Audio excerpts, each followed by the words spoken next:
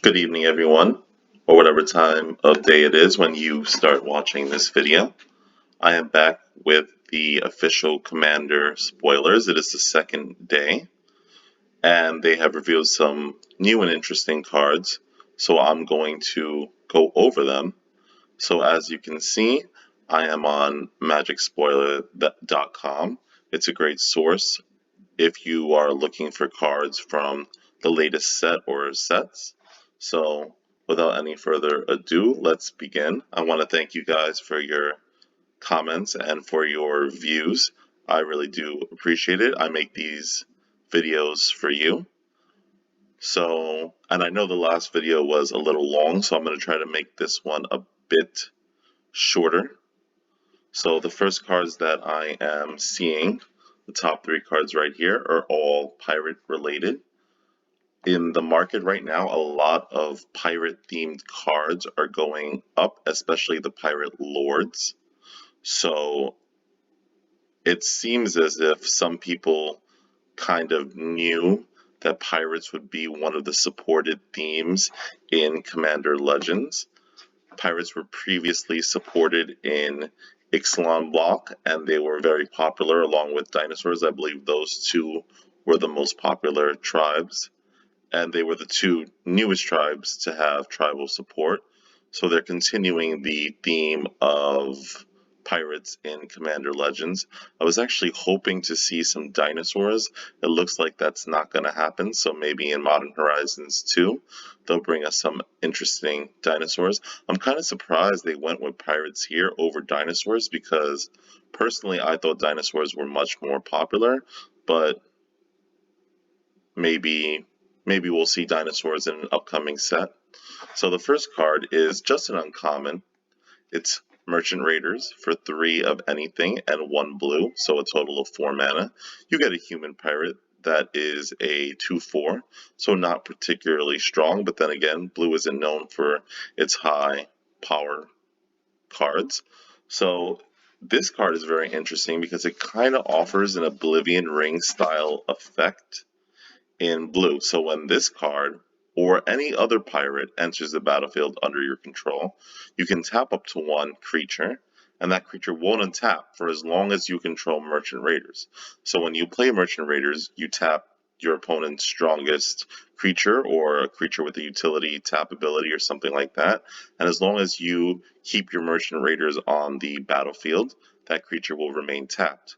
When you summon another pirate, after Merchant Raiders is on the field, you get that same ability. So you can tap a different card and you can keep it locked until Merchant Raiders leaves the battlefield. Very interesting. I don't know if blue has gotten this ability before, where it can tap down multiple creatures and keep those creatures tapped for as long as you control Merchant Raiders or a permanent. So that's going to be interesting to see if they do that in later sets, or they do that more often to offer blue an interesting form of creature removal without it actually having to destroy the creatures.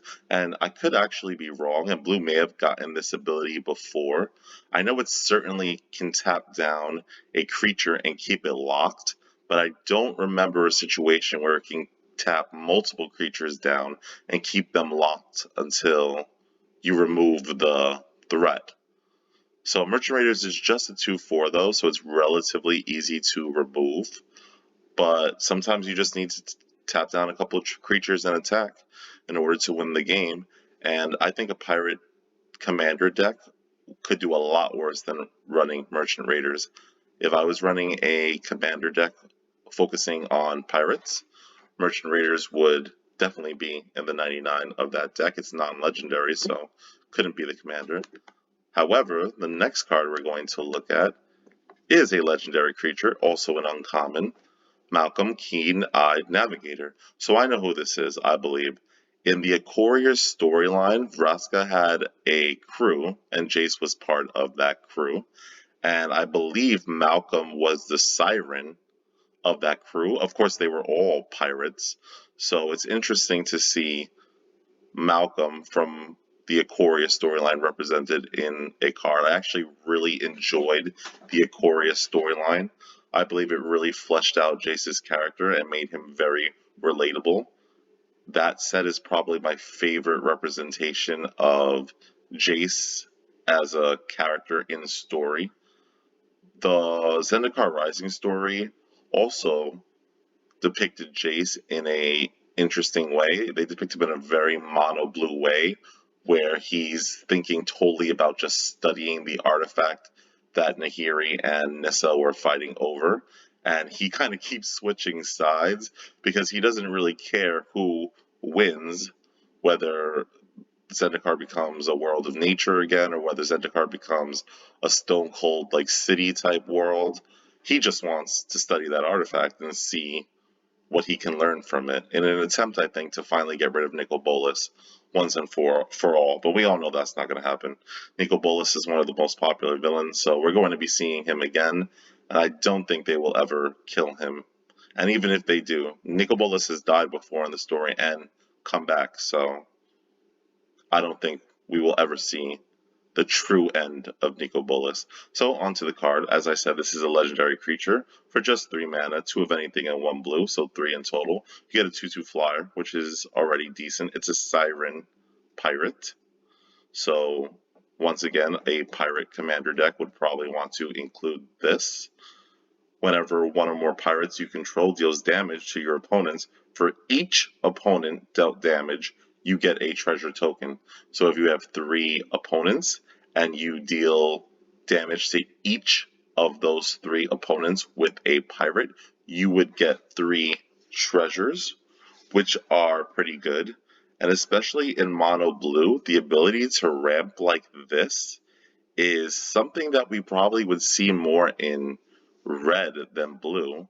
Pirates also do use the treasure tokens in unique ways besides just cashing them in for mana. So I actually really like this card. For an uncommon, this is pretty powerful. It also has partner, so I'm waiting to see if there's another pirate partner in the set that this would go well with. Hopefully a red pirate, because in the Ixalan block, the pirates were mostly blue and red, with some of them being black as well, but I think the more powerful ones are in blue and red. Of course, you might not want to use this as a commander. This might be a card that you'll put in the 99, because there's an amazing commander for pirates already, and it's actually going up in value. I forgot her name, but she gives pirates +1/+1, and I think she takes control.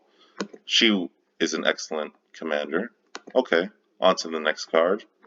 Kitesail Skirmisher. This is also a new card because it has Encore. So for 3 of anything and 1 blue for a total of 4, you get a 3/1 human pirate. So 1 toughness for 4 mana. I usually don't like to see that. Let's see what its ability is. Whenever it attacks another target creature attacking the same player or planeswalker gains flying until end of turn.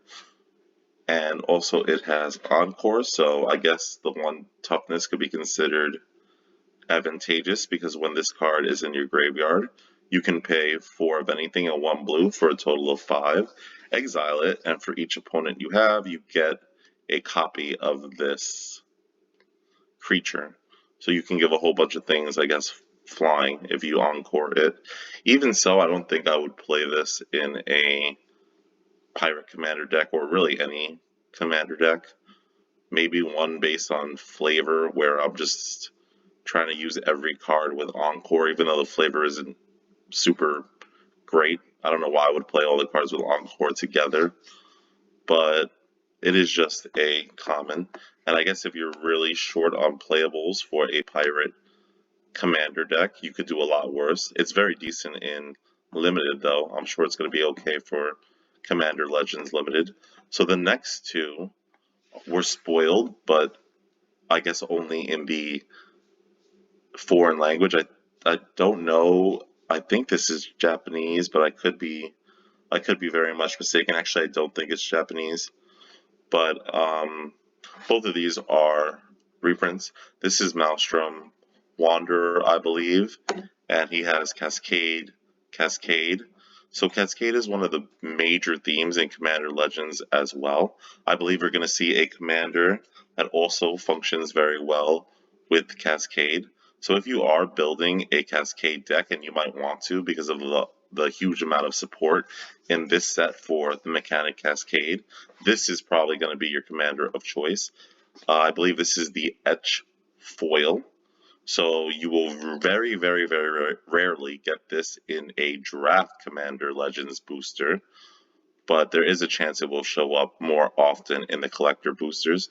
The art looks fantastic. The next card is one of the cards with Partner the first time the mechanic was introduced. So basically they introduced Partner because they wanted to make 4-color commander decks, but they were having a hard time actually making 4-color cards. So a good compromise, and I thought this was a wonderful idea at the time, was to take 2 2-color cards and allow you to play both as your commander. So your commander deck with 2 2-color legendary creatures would have a 4-color identity. So this one is, I think I looked him up.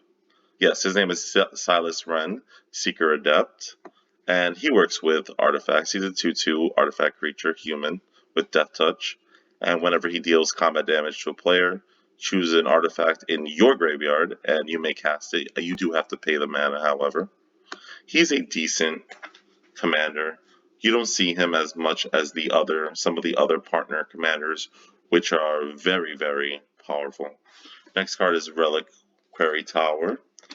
A staple, I would say, of a lot of commander decks. Commander really wants you to draw a bunch of cards, and you don't want to discard. If you have 10 cards in your hand, you probably don't want to discard any of them. So Relic Quarry Tower in a 2-color deck, I usually throw one in there if my mana base is stable enough. As I increase my number of colors, I tend to leave out Relic Quarry Tower unless there's a really good reason for me to need that effect of having no maximum hand size. This is one of the only cards that actually gives you no maximum hand size, and it's on a land, so you don't have to pay any mana to get the ability. In fact, it grants you mana because it can tap for a colorless. In any colorless deck, though, Relic Quarry Tower is probably the first land I would throw in. So any Kozilek or Ulamog deck, Relic Quarry Tower has a place. The next one is another pirate, so they're going pretty deep in this pirate theme. This one is red, however. For 3 of anything and 1 red, you get a 3/3 human pirate. When it enters the battlefield, you just get a treasure token. So as I said, human pirates do create treasure tokens and use them in unique ways. This one is not very cost effective. It's just a common. I think this card is new. I don't remember this card from Ixalan block. It could be that they just changed the art and I don't recognize it, or that it was just not a particularly powerful card, so it's not in my memory bank at the moment. However, I think this is just going to see play in Commander Legends Limited. I think you're going to be able to build an interesting pirate commander deck in Commander Legends Limited, and this common should see some play there, but probably nowhere else. Next card, oh, he's actually funny. This is Breech's Brazen Plunderer. Again, this goes back to the Ixalan story. Vraska's clue. No, these are not clue tokens. So Breech's Brazen Plunderer was part of Vraska's crew. He was a goblin pirate on that crew, and he was actually really funny. So I recommend you read the Ixalan story. This character was the comic relief, I would say, in Vraska's crew. So let's see what he does. For 4 mana, 3 anything, 1 red, you have a 3/3 legendary creature, goblin pirate. This does have partner, so you can pair Breeches with Malcolm, the Siren pirate, and that makes a lot of flavor sense because they, as I said, they were in the same crew, so it makes sense that you would be able to play them together. And they actually did fight together in the storyline. So I think the Malcolm used to fly Breeches around, and Breeches would like jump off of him and attack. So that's pretty interesting. So it's a 3/3. It has Menace, which is decent, and it has an effect that works with pirates. So if I was going to run a pirate deck competitively, and I did not want to run the red, blue, black legendary one, I would probably go with these two, Breeches and Malcolm. So its effect is whenever one or more pirates you control deal damage to your opponents, exile the top card of each of those opponents' libraries. So again, this wants you to attack several different opponents with several pirates, just like Malcolm. So they work very well together. So if you do that, you exile the top card of their library, and you may play those cards this turn, and you may pay mana as if it was like any color. So even if you do not have the correct colors to cast the spells exiled from the top of your opponent's deck, don't worry, because this ability will allow you to use any color of mana to cast those spells. That's pretty decent. And at the very least, it's hard to block, as is Malcolm, because they both have evasive abilities. This one has Menace, and Malcolm has Flying. Let's continue. Yet another pirate. Coastline Marauders, or Coastline Marauders, however you would like to pronounce it. It's a 3 mana card, 2 of anything and 1 red for the 0/3. It has Trample. Whenever it attacks, it gets +1/+0 until end of turn for each land defending player controls. So that's actually pretty good. So if the opponent you're attacking has 10 lands on the battlefield, this will attack as a 10/3 with Trample. And it has Encore, so for 6 mana, if I have 3 opponents, I will get 3 Coastline Marauders. I'll be able to attack with all of them, and if each of my opponents has 10 lands each, I'll be attacking with a 10/3 haste Trample, which is pretty good, and I think this is where some of the pirate decks want to be, so I would not be surprised to see this played in a pirate deck, both in limited, because it's only an uncommon, and in more competitive builds, even though I don't think pirates are top tier. And if they are, I don't think it will be because of the attacking. I think it'll be because there's a specific combo with pirates that I've been seeing people talk about. We might get more into that later. So the next card is Ember Wild Captain. This is 4 mana.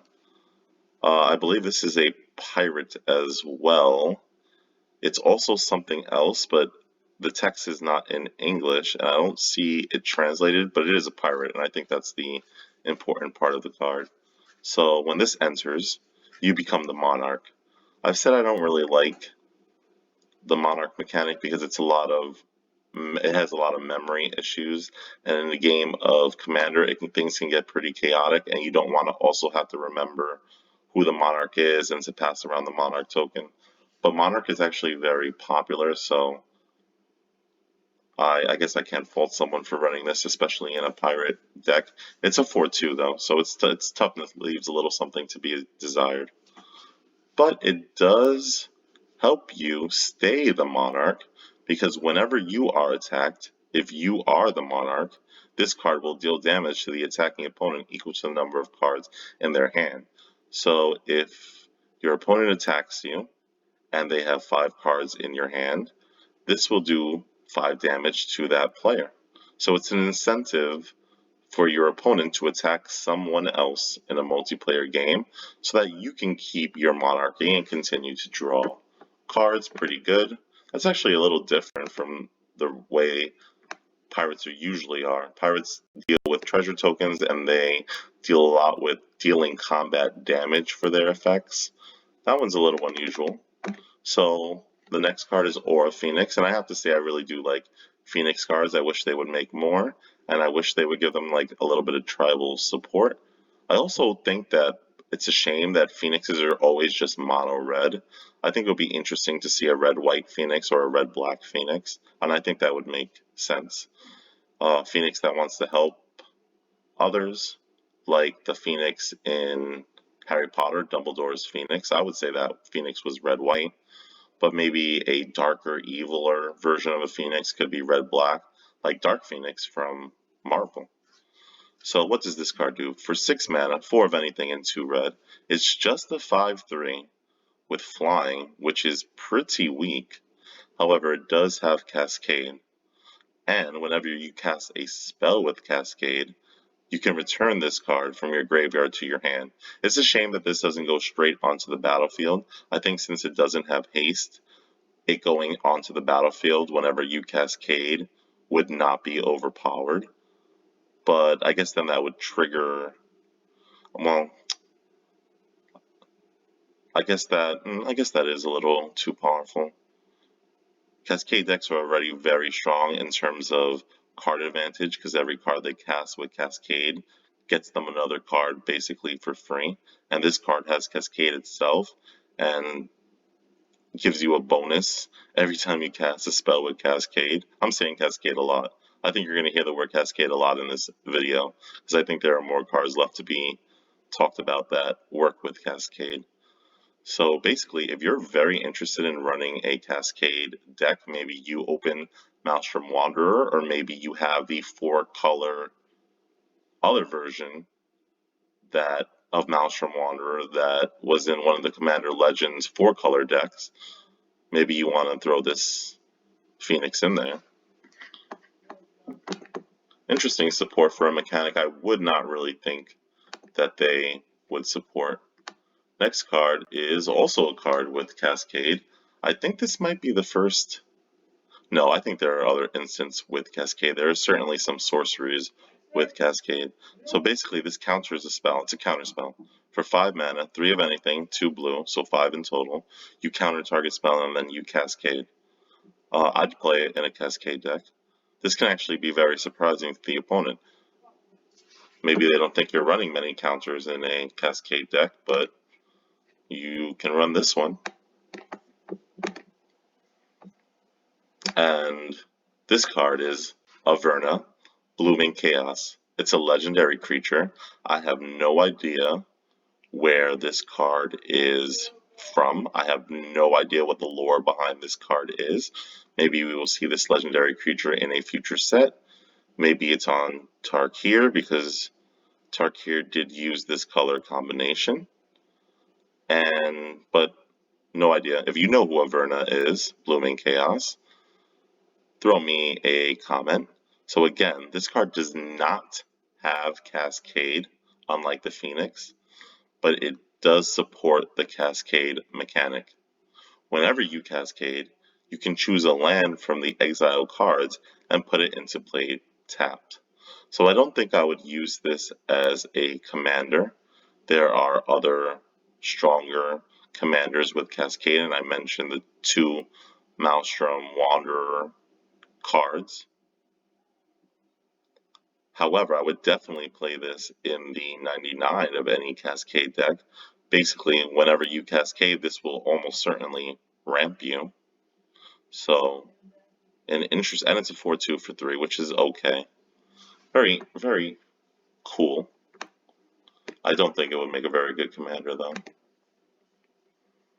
Next one is Queen Marchessa. This is a reprint. She's a human assassin, and since the Monarch mechanic is coming back in this set, I guess it was a good place to reprint her, since Monarch does not get used often, and you basically cannot just have this card as the only Monarch card in a set. I don't think they would do that. They might, but it's something that they tend not to do. She makes an excellent commander. I actually have a commander deck centered around her that steals your opponent's cards using red active trees and effects, and then it uses some of the black cards that some black sacrifice outlets, so that I can steal my opponent's creature, attack with it, sacrifice it, and the way Queen Marchessa is phrased, when I sacrifice a creature that I stole, I gain control. When it hits the graveyard, I gain control of it permanently. Oh no, I'm sorry. That's not true at all. I'm thinking about the other version of Queen Marchessa. So ignore what I just said. I just saw that this is not the card I thought it was. Instead, this card costs 4, 1 black, 1 white, 1 red, and 1 anything. It's a 3/3 with Death Touch and Haste, which is not bad. And when it enters, you become the Monarch. And at the beginning of your upkeep, if you're not the Monarch, you get a 1/1 Black Assassin creature token with Death Touch and Haste. So even if you are not the Monarch, you're not getting the benefit of being the Monarch. You still get some sort of benefit. So, so what card was I thinking of? Hold on, let me look it up. So,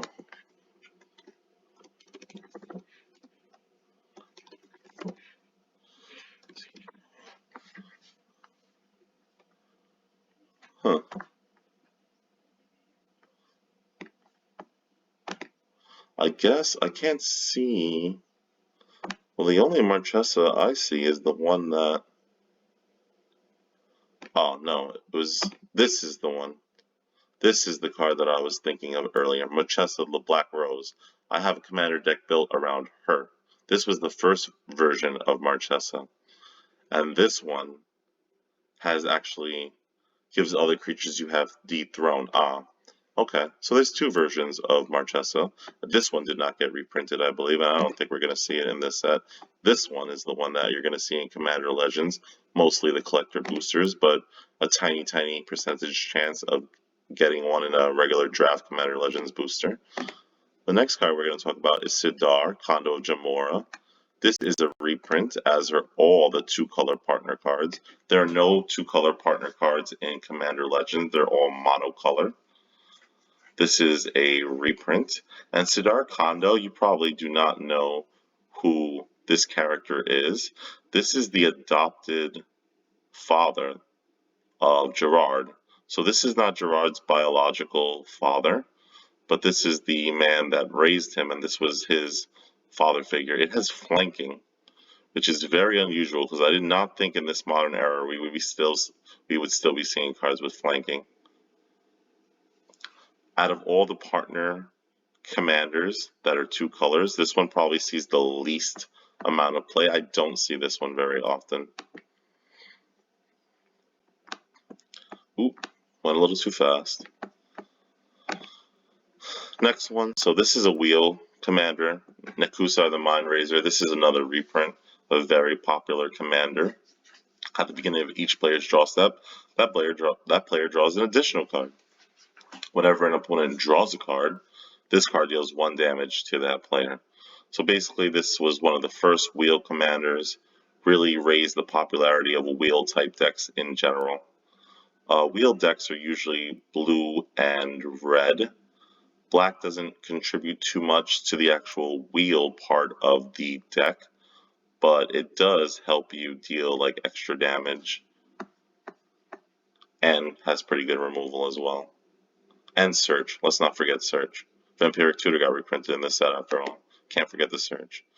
So she, Kydel, Chosen of Krufix, in my opinion, is one of the better 2-color partners. She is not the most competitive one, but she is one of my favorites. She is a oracle. She can predict the future. That's why she's the Chosen of Krufix.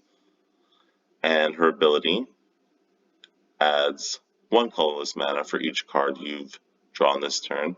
So again, this could see a lot of play in a wheel deck as well. If you have a card that discards your hand and then allows you to draw 7 cards, and you have this on the battlefield, you can then tap it, and you can add 7 colorless mana. But I've seen her just be used in very control-ish blue decks that just draw a whole bunch of cards as well. She's interesting. She has a lot of uses. I think, as I said, I think she's one of the better 2-color partner cards. So this is Demonic Knowledge. I do not think I've ever seen this card, so I think this card is new. I don't think it's a reprint. So when this enters, you draw 3, which is pretty good. So drawing 3 cards for 3 mana, very decent.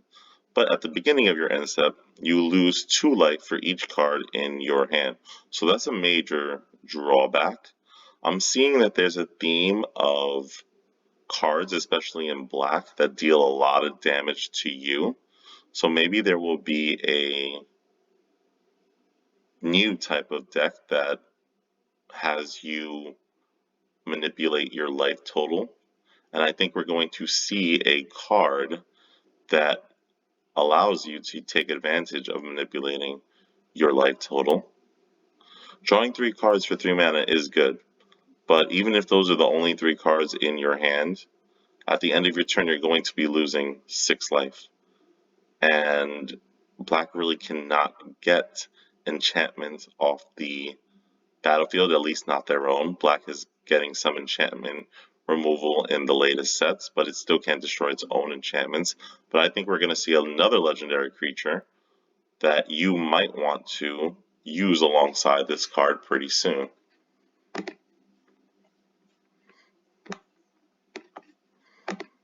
Let's see, so this is a reprint, Entourage of Trust. When it enters, you become the Monarch, and it can block an additional creature each combat when you are the Monarch. So, if you really want to become the Monarch, I guess you can use this. The being able to block an additional creature, I don't think that comes up very often. This is more of a limited card. The next card is Kodama of the East Tree. So Marrow teased a legendary creature that has words in common with another legendary creature. So Kodama of the East Tree actually finishes like a cycle of, I guess directions. There's already a Kodama of the North, Kodama of the South, and Kodama of the West Tree. So this is the final one, Kodama of the East Tree. This is a spirit. Kamigawa had a lot of spirit cards, especially in green. You would not think that there would be many spirits in green, because usually when you think of spirits, you think of ghosts, and ghosts usually fly. But Kamigawa had a ton of green spirits, even mono green spirits. So if you are thinking of making a tribal spirit deck, I know Banned Spirits is a popular deck in some constructed formats, but in Commander you may want to run a Banned Spirit deck using some of these spirits from Kamigawa. So what does this card do? It's a 6/6 for 6, so already decent. It has reach, so it doesn't fly, but it can block flyers. So when another permanent enters the battlefield under your control, if it wasn't put onto the battlefield with this ability, you may put a permanent card with equal or lesser converted mana cost from your hand onto the battlefield. So right off the bat, this can ramp you, because if you play a land, you can then put another land, because a land costs essentially 0, and another land would cost 0, so they would be equal in converted mana cost. So right away, this can ramp you. But of course, that would be the lamest way, I think, to use this ability, but it's always there if you need that extra mana. So basically, if you play a 6 mana card when this is on the battlefield, you can look at your hand, and if you have a permanent that costs 6 mana or less, you can also put that card onto the battlefield. So that's very powerful. I actually have a mono green Omnith deck, an original Omnith deck, that uses just like every card that cheats permanents, especially creatures, onto the battlefield, and I definitely think this is going into the 99 of that deck. I think it makes an excellent commander as well. 6 mana is a little expensive, but you're in green, so you're just going to ramp right into this.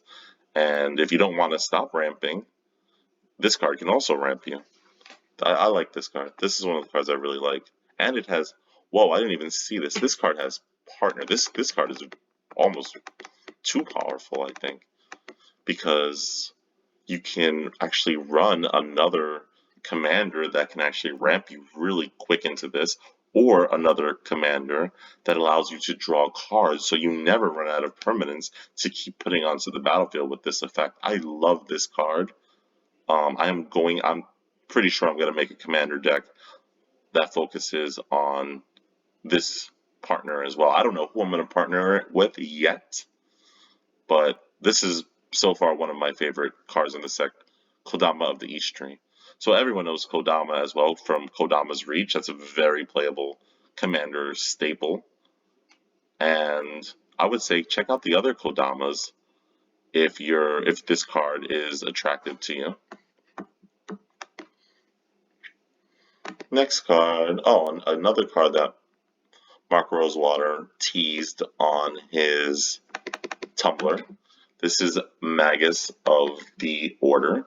So every color has a Magus except for green. Green never got a Magus card before. So this finally completes like that cycle. Now each monocolor has a Magus. I think white might have more than one. The issue always with the Magus cards is that they replicate like a sorcery or an instant, but they put it in creature form, and it's usually a sorcery or an instant that's very, very powerful. But the issue is these Magus cards are always tap abilities. So unless you have haste, you're broadcasting basically what you are going to do next. So what exactly does this Magus do? So you need to pay 1 green and, as I said, tap it, and then you have to sacrifice it as well. And you have to sacrifice another green creature.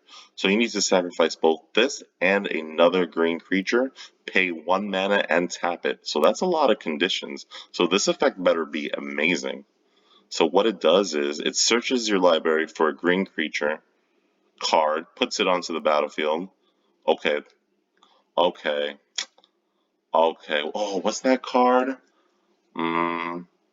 Is it Primal Order? Yes. Let me check this. I think this replicates the card Primal Order. Am I right?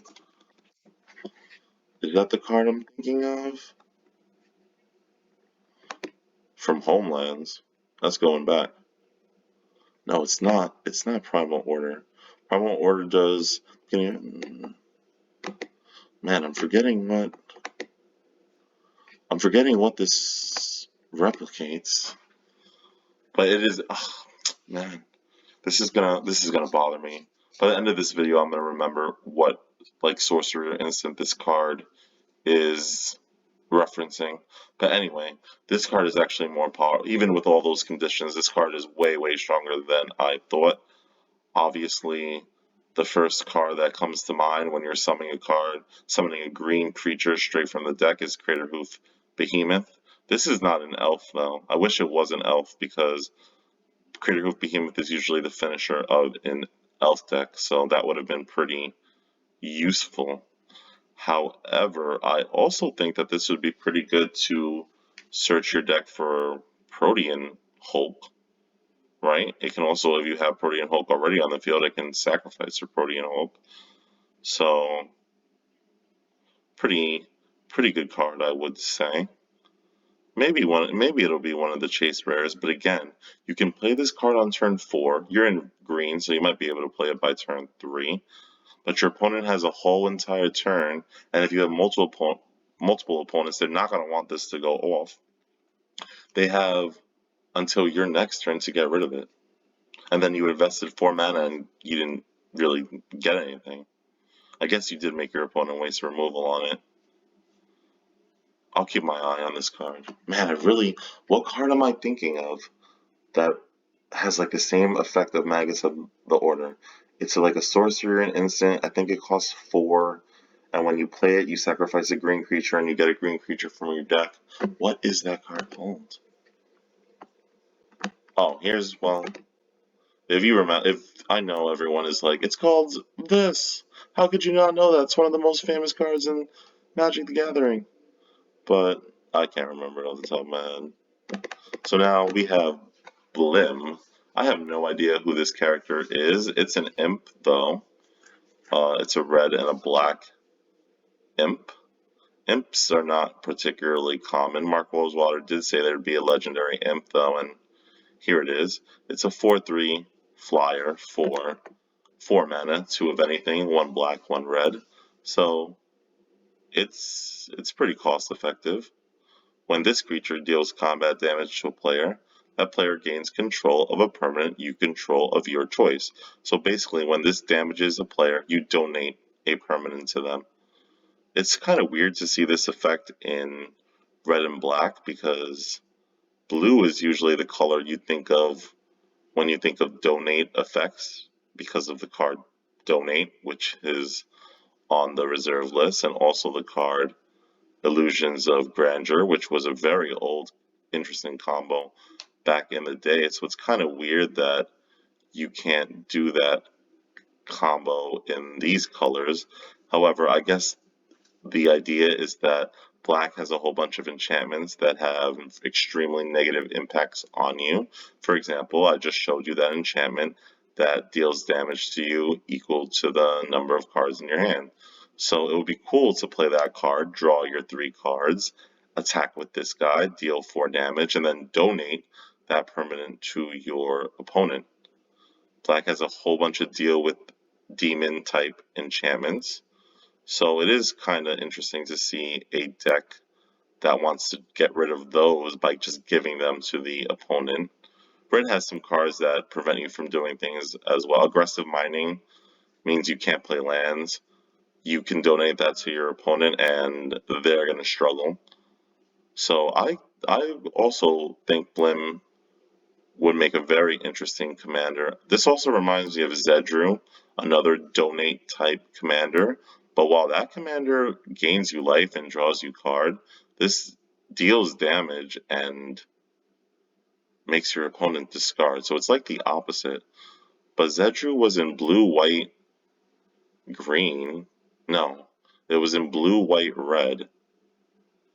So I would think maybe this card to kind of mirror Zedru would be Jund. It would be green, red, black, but no, it's just red and black. So when it deals damage, that player gains control of, I already said this, gains control of a permanent you control of your choice. Then each player loses life and discards cards equal to the number of permanents they control but don't own. So the first time, that ability is interesting, but you really just want to donate your black enchantments that have negative abilities. Your opponent losing life and discarding cards equal to the permanents they control but don't own is pretty much a bonus, I think. The losing life in a commander game where you're starting at 40, even if your opponent controls 5 of your permanents, that's only really doing 5 damage. Even though plus the 4 damage from the attack, that's already 9 damage.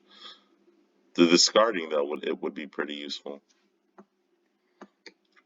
I think I will make a commander deck centered around this guy. I want to see what he can do. There's a whole bunch of black enchantments that cause you to lose the game or deal a huge amount of damage to you. So I think he's really cool. Okay, the revisit. So this is a reprint. I'm not sure what set it's from. I believe Portal. I think the Portal starter? So basically its effect is very similar to not Rampant Growth. It's actually weaker than Rampant Growth, but this is like a functional reprint of this card. But as far as I know, the Revisits has never been reprinted outside of Portal. All it does is for 2 mana, you get to search your library for a forest, and it gets put onto the battlefield tapped, and then you shuffle. I should say that it's not limited to basic forest, so you can search the Ravnica Shocklands if you want, as long as you fetch one that has forest in it. And I love the art. These are fairies, right? That's pretty cool. I think the art is new. This is not what 3 visits look like in Portal.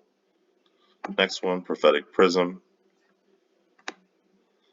Ooh. 2 mana. When it enters, you draw, and then it fixes your mana for 1 mana, and then you can tap this artifact. It adds 1 mana of any color.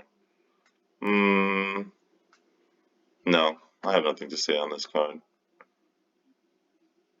I don't really like it. It doesn't do enough. Next, Eye Blight colors. So an Eye Blight was the elves and Lorens called creatures that they found disgusting eye blights. And even some elves that were deformed were also considered eye blights, and if they considered you an eye blight, they would attempt to kill you, which is part of the reason why the elves of Loren were leaned towards black, maybe even more than green.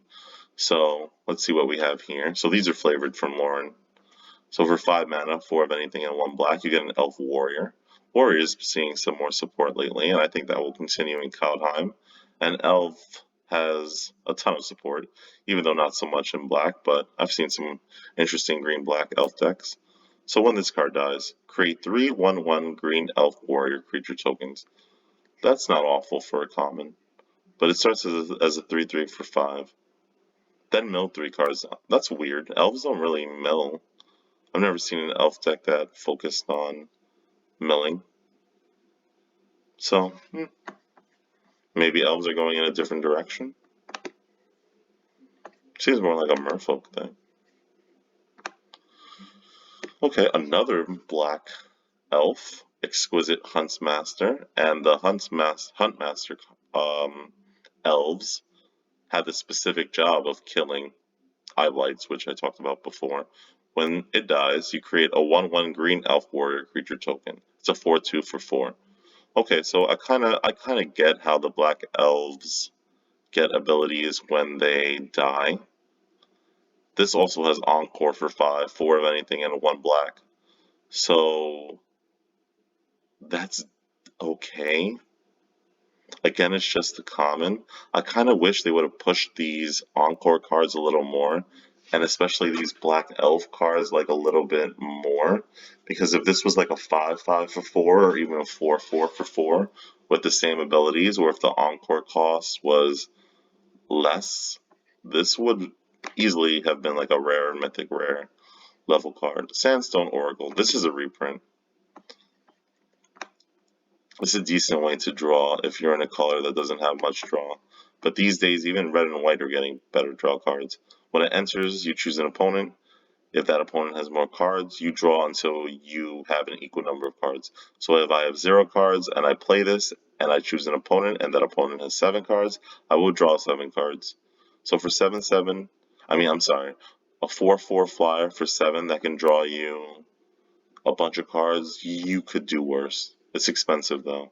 7 mana is still a lot. And if you're in blue, I wouldn't run it. Ironically, because blue has Sphinx support. Okay, so Charcoal Diamond. We talked about Marble Diamond yesterday, so I guess this pretty much confirms that they are reprinting the entire cycle of diamonds. I think they were originally from Mirage, but they got reprinted one other time at least. And these are excellent mana rocks. Commander is all about 2 mana rocks these days. The 3 mana ones just aren't as good as they used to be. Commander did get a little faster. So if you don't have many mana rocks, hopefully you can pick up some of these. I would play all of them pretty much that I could in a commander deck. So if my commander was Grixis, I would play all 3 diamonds in those colors, the black one, the red one, and the blue one. These are good. I'm surprised they're common. Like, these could easily have been rare, and people would have been really upset about it, but the power level is there. So Keskit, the Flesh Sculptor. I feel like I should know who Keskit is, but who he is escaping me. So for 3 mana, he's a 1/3, 2 of anything, and 1 black. He's a legendary creature, a human artificer. That's kind of weird because his name is the Flesh Sculptor. So I would expect him to be a necromancer maybe, or not an artificer. So, and his ability works with artifacts as well. So you can tap him, sacrifice 3 other artifacts and or creatures. Okay, so you can sacrifice creatures or artifacts, but not him. You can't sacrifice him with this ability. You look at the top 3 cards of your library. Okay, put 2 of them into your hand and the other into your graveyard. So basically you sacrifice 3 things, but you only get 2 things into your hand and 1 into your graveyard. It does have partner, so maybe again in a deck where you're spamming out tokens, this would be decent. I guess it's also good that you can sacrifice artifacts or creatures. So if you can produce a lot of treasure tokens, this card could also fit in that type of deck. I'm not loving this. If you have a deck that Keskit the Flesh Sculptor would do well in, I guess let me know in the comments. He's not my favorite, but I can see a deck that wants a free sacrifice outlet using this card. The problem is, again, that it's a tap ability, so you'd have to wait a turn to get the effect off, and in Commander, speed is kind of important. Okay, the next card, and this was kind of what I was referring to when I was talking about manipulating your life for a specific reason. So this is part of a cycle. There's a mythic rare cycle, it seems like, and each member in the cycle costs 9 mana, 3 specific mana of a color. In this case, it's black, and then 6 of any any color mana. So we saw the blue one yesterday, and the blue one allowed you to copy a sorcery or instant in a graveyard 3 times. We also, actually, a lot of people, I guess, are not realizing that there's a 6th member of this cycle, an artifact member, and we also saw it spoiled yesterday. It's the Golem, the 9/9 Golem for 9, that when it dies puts 3 golems onto the battlefield, and then it has Encore for 12. That seems to be part of this cycle as well.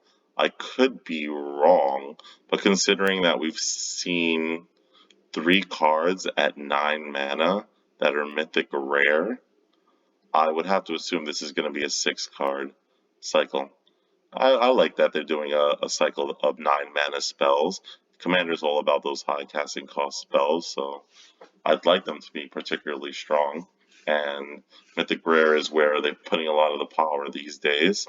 So what's its effect? 2 target players exchange life totals. So if you've been manipulating your life total the whole game, maybe with the black-white legendary angel that was spoiled yesterday, or maybe with Selenia Dark Angel, or maybe with a card that has a continuous Phyrexian mana cost that you can keep paying continuously, you can use that to your benefit. So you can get yourself all the way to 1 or 2 life, cast this, and if your opponent has 40 life or has a bunch of life, all of a sudden you have 40 life and they have 1 life or 2 life. I should also mention that you don't have to target yourself.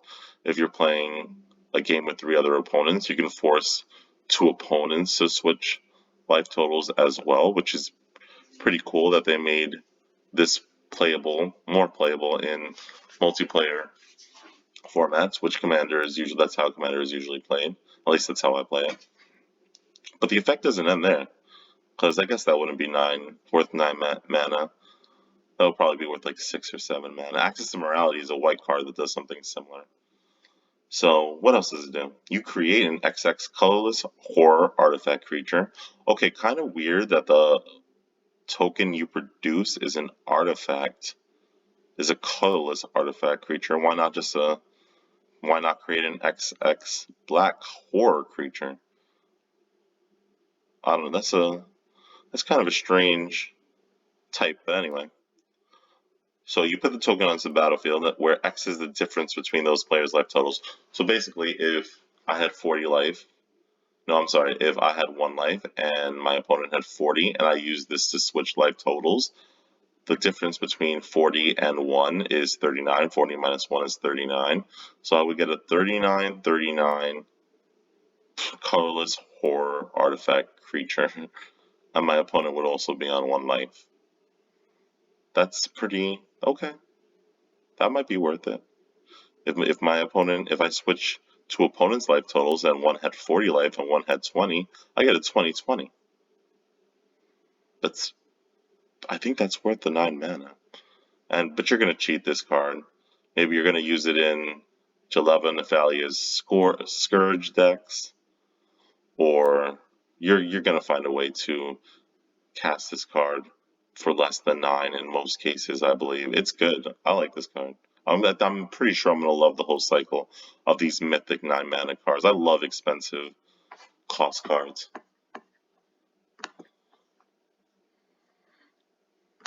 Oh, Okay, let's keep going. Okay, Acidic Slime, not much to say. It's been reprinted a million times. Another partner from one of the older commander decks, Ikra Shadiki, the Usurper.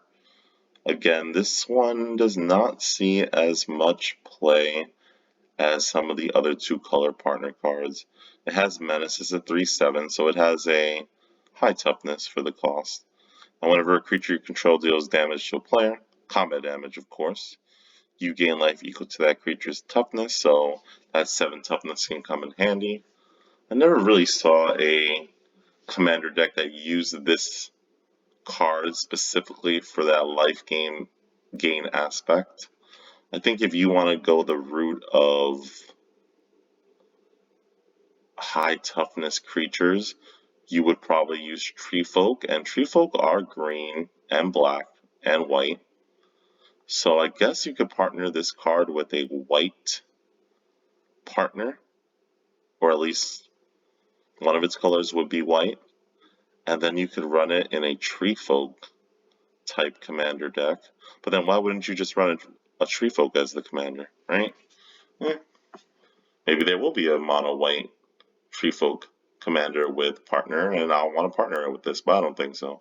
Anyway, this is not in the proper Commander Legends set. This again is an etch foil that you will see in collector's boosters and extraordinarily rarely in a draft booster. Let's keep going. Okay, so everyone's been talking about this card. I can't pretend like I'm the first person to see this card and say anything. It's Opposition Agent. It's a 3/2 for 3 mana, 2 anything, and 1 black. It has flash because they've been giving flash to black in a lot more cases now. Black is now secondary in flash, where previously it would be tertiary, which means it would get it from time to time, but not at the rate it's been getting it lately. So a 3/2 for 3 with flash is already decent, but its effect says you control your opponents while they're searching their libraries. So again, Mark Rosewater teased this in his blogatog. He said that it would allow you to control your opponents in a way that has never been done, and this certainly qualifies. There is no other card that allows you to control your opponents while they're searching their libraries, and the fact that this has flash means that if your opponent plays a ramp spell like Rampant Growth or Kodama's Reach, or they play a tutor like Demonic Tutor or Vampiric Tutor, or they play a Evolving Wilds or a Fetch Land, you can flash this in, and then all of a sudden, you get to choose what they search. So obviously you can choose to search for the wrong thing, or something that your opponent would probably not have searched for, but there is more to this ability. That probably would have been good enough, especially since this card is only a rare, but it gets so much stronger than that. While an opponent is searching their library, they exile each card they find, and you may play those cards for as long as they remain exiled, and you can use any color of mana to play that card. So basically, let's say your opponent plays a fetch land and attempts to use its ability. In response, no, can you do this in response? I believe you can. So in response, you can flash this card in, and all of a sudden, that fetch land is essentially not going to do what it's going to do, because instead of your opponent getting their search, you essentially get that search. So you can search your opponent's library, get a land that you need, and it's exiled, and then you can play that land. It also works with a card like Demonic Tutor. Your opponent plays Demonic Tutor. You flash this in. Maybe your opponent was looking for a board wipe, but you don't need a board wipe. You need a finisher. So you can search their deck, exile a finisher, and then on your next turn, you can cast their strongest finisher. It also Also, you can play it like this, where your opponent plays a demonic tutor, you flash this in, you look through your opponent's deck, and you go, oh no, I see one card in my opponent's deck that can totally wreck my strategy.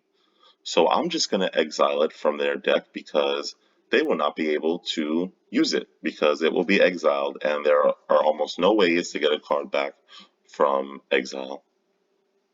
So Opposition Agent is excellent in cedh because a lot of what cedh is quickly searching for infinite combos and then winning it by that means. Some cedh decks can only have like 2 or 3 ways to win using search effects to find those win conditions, and this shuts that down completely. So this is going to see a heavy amount of play in cedh. This is probably the most powerful rare in the entire set. I think this is going to be between a $20 and $50 card. If this card was mythic, and I'm shocked it's not mythic, this card easily has the power level to be a mythic rare. If it was a mythic rare, I think this card would easily be $50 or more. It's that good. But not only is it good in competitive commander decks, this can also see play in Legacy and Vintage. Legacy and Vintage are formats where you might see people running 12 fetch lands, where their entire mana base might be based on fetch lands. This totally stops them from being able to use those fetch lands. Also, a lot of people are saying this, so I'll just mention it as well. I just want to give you all the information. This card actually works really well with the commander, a mono black commander called Marlin the Mornsong, I believe. She was like the main character in Lore and Block. She was like an elf, I think, but it turns out she was a copy or like clone or like a partial sister to Ona, Queen of the Fae. So she was also like part fairy or something. But lore aside, I don't really remember Lore and Block's story too well. Lore aside, this this card, Opposition Agent, oh, I'm sorry, works very well with that commander because that commander prevents your opponent from being able to draw. It totally prevents anyone from drawing, and instead of drawing, they search their library during their draw step and take a card. So this would completely stop that.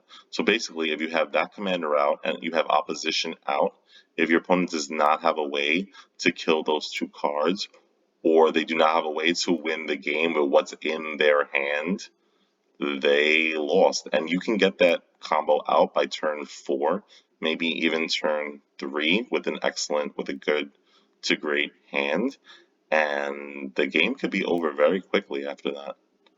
So this card is going to be over $20. This is probably the rare I most want to pull in a Commander Legends booster pack. Not counting like expensive reprints, of course, but out of all the new rare cards I've seen, this is by far the strongest. This is stronger than pretty much all the mythics that I've seen. The only card I think that's stronger than this is probably Vampiric Tutor, and this shuts down Vampiric Tutor. Too strong. It's really too strong. Okay, Radiant, Sarah Archangel. So there was a point where Sarah left, I guess she was, or otherwise she was indisposed, and I believe Radiant took over, or maybe she died. So anyway, Radiant took over as the leader of the Sarah Angels, all the angels that Sarah created. So for 7 mana, that's expensive. She does have partner though, so you can partner her with the cheaper commander. 7 mana, 6 of anything, 1 white, you get a 6/4. Low toughness for a white creature that costs 7. She has flying. And tap another untapped creature you control with flying, so you're going to play her in a flying build. So if you do tap a creature, an untapped creature you control with flying, she gains protection from the color of your choice until end of turn. Meh. This is an uncommon legendary creature. It's too expensive for what it does, and its toughness is too low. I have to have another creature on the field. I can't attack with it or use its tap ability. I have to wait till my opponent tries to, I guess, target her with a colored spell, and then I can tap my flyer to give her protection. This is not good enough. However, I believe Radiant has a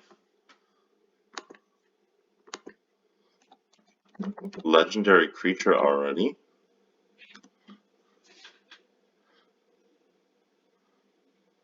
Does she? Yeah. Yes, she does. So here it is. Radiant Archangel. I knew I recognized the name. This is a reserved list card, and it's getting very, very expensive. There was a buyout of this legendary creature, I believe. So even though it's not the best card, it's right now extremely, extremely expensive. I don't know if that will hold.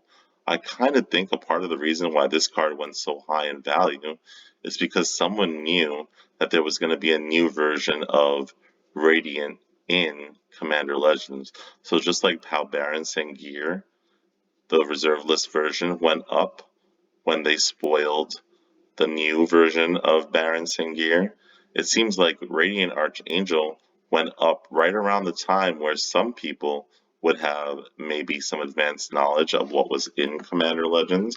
I don't want to seem like a conspiracy theorist. But again, this card also works in a deck with flying, so maybe you would play them together, and that is the reason why this card is going up, because people want to make Radiant Commander decks, and this flavorfully fits in.